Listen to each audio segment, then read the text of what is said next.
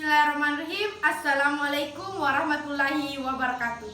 Perkenalkan, nama saya Madinatul Jannah, NIM B1A119158 dari kelas D angkatan 2019 jurusan S1 Farmasi. Di sini saya akan mengerjakan salah satu tugas mata kuliah yakni Farmaseutika Dasar. Di sini saya akan menjelaskan beberapa poin. Yang pertama, pengertian farmaseutika, pengertian resep dan salinan resep, pembagian resep, pengertian obat, cara pembuatan resep, mekanisme penyimpanan obat, dan hubungan antara farmasi dan farmaseutika. Baik, pertama kita akan menjelaskan pengertian dari farmaseutika. Farmaseutika ialah ilmu yang mempelajari cara membuat, meracik, mencampur, memformulasi, mengidentifikasi obat, serta sifat-sifat obat dan penggunaannya secara aman. Yang kedua, ya pengertian resep. Resep ialah permintaan tertulis dari dokter umum atau spesialis, dokter gigi, dokter hewan. Resep ialah permintaan tertulis dari dokter umum atau spesialis, dokter gigi, dan dokter hewan untuk membuatkan obat dalam bentuk sediaan tertentu dan menyerahkan kepada pasien.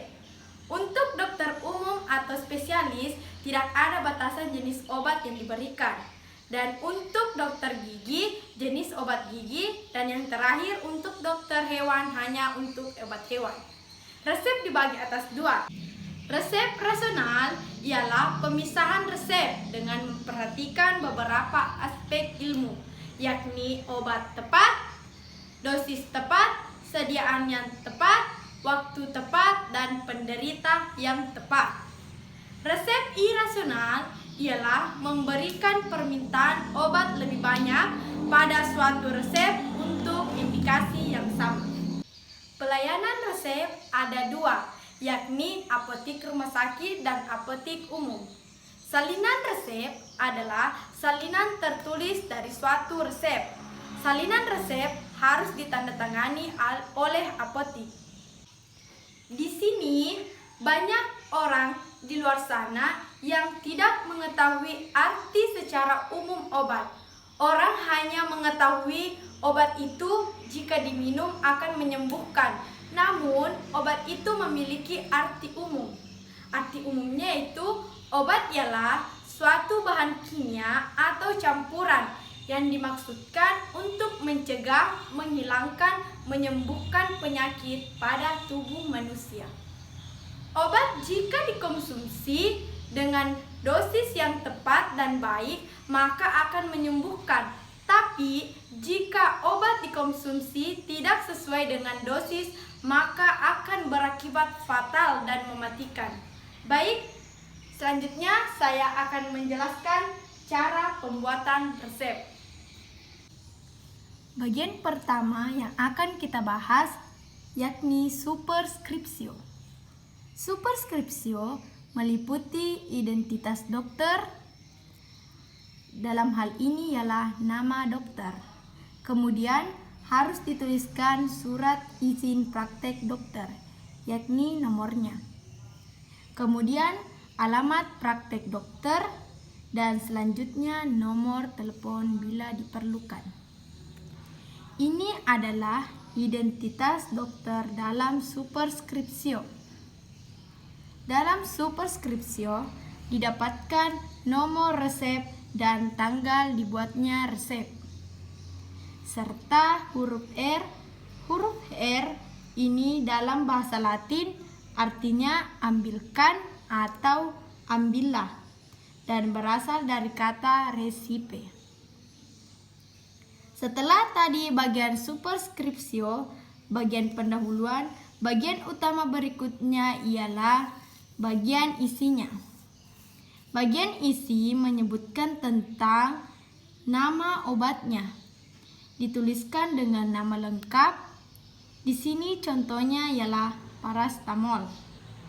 Kemudian berikutnya tab. Tab artinya berupa tablet. Kemudian sediaannya sebanyak 500 mg serta jumlahnya NO, Jumlahnya harus dituliskan dengan angka Romawi, didahului dengan huruf NO, yang berarti jumlah bagian berikutnya ialah subskripsio. Subskripsio meliputi arahan untuk peracikan atau penyediaan obat, tapi dalam contoh ini tidak ada karena sudah merupakan obat yang dikemas, bukan obat peracikan. Dan disebutkan bahwa superskripsio meliputi garis penutup yang diakhiri dengan paraf dokter. Bagian berikutnya ialah signatura. Signatura yang dilambangkan dengan huruf X yang berarti sains atau tanda.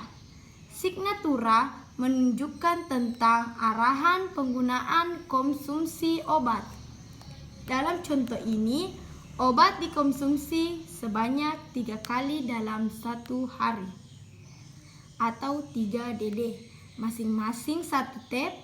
PC diminumnya sesudah makan, pen bila diperlukan. Beberapa singkatan yang sering digunakan dalam penulisan resep adalah DD. Nah, DD adalah dosis per hari. Kemudian tab bentuknya, kemudian PC atau singkatan dari poskunem, artinya sesudah makan, dapat ditambahkan keterangan waktu 30 menit, 15 menit, atau 1 jam sesudah makan. Contoh lain adalah AC. AC merupakan singkatan dari antegunem, artinya obat dikonsumsi sebelum makan. Dapat juga ditambahkan beberapa waktu yang diperlukan atau dianjurkan penggunaan obat tersebut sebelum makan. Contoh lain adalah singkatan DC yang berarti durantegunem. Maknanya adalah obat dikonsumsi pada saat makan. Saya ulang, selain bagian superskripsio, inskripsio, bagian superskripsio dan signatura, ada juga bagian wajib yang perlu diketahui dan perlu dilengkapi, yakni dalam penulisan resep, yaitu identitas pasien meliputi pertama, nama yang didahului kata pro. Artinya pro di samping itu artinya nama. Di samping itu dicantumkan usia. Di sini contoh usianya 9 tahun, dan selanjutnya alamat. Alamat pasien atau alamat penderita. Di sini alamatnya Kastari. Setiap resep itu meliputi atau menandakan bahwa terdiri dari satu obat yang akan diberikan kepada pasien. Dalam satu kertas resep ini dapat terdiri dari beberapa resep. Di sini saya akan tambahkan obat lainnya.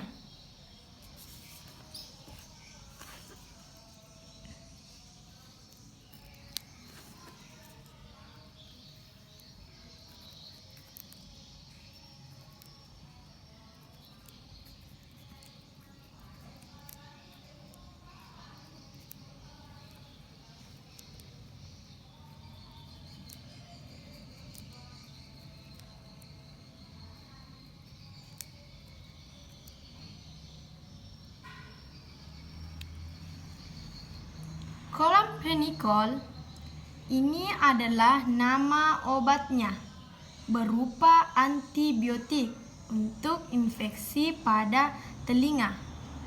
Airdrop adalah bentuknya, berupa tetes telinga.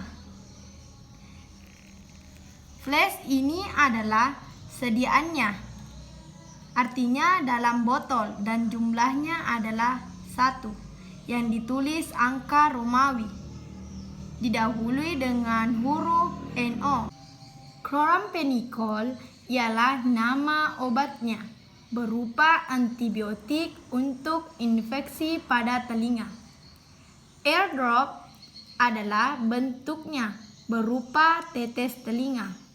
Flash ini adalah sediaannya, artinya dalam botol, dan jumlahnya adalah 1 yang ditulis angka Romawi, didahului dengan huruf NO. Kemudian signaturanya digunakan seperti ini.